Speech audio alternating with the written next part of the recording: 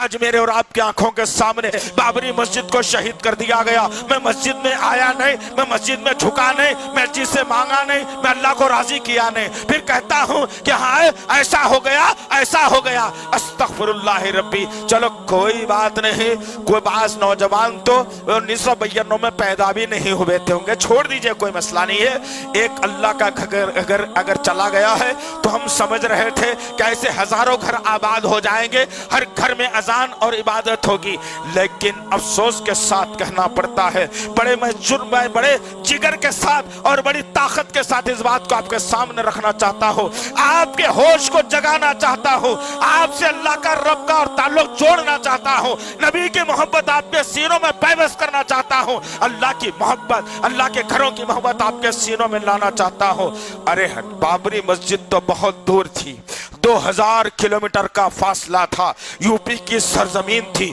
اجنبی مقام تھا، ویران مقام تھا، لیکن تمہاری نگاہوں کے سامنے 2 کلومیٹر کے فاصلے پر، 5 کلومیٹر کے فاصلے پر، 7 کلومیٹر کے فاصلے پر، 6 کلومیٹر کے فاصلے پر، 10 کلومیٹر کے فاصلے پر تمہارے شہر کے مساجد کو جہاں منبر رسول رکھا ہوا تھا، ظالموں نے راتوں رات ان تمام چیزوں پر بلڈوزر چلا کر ان مساجد کو شہید کر دیا۔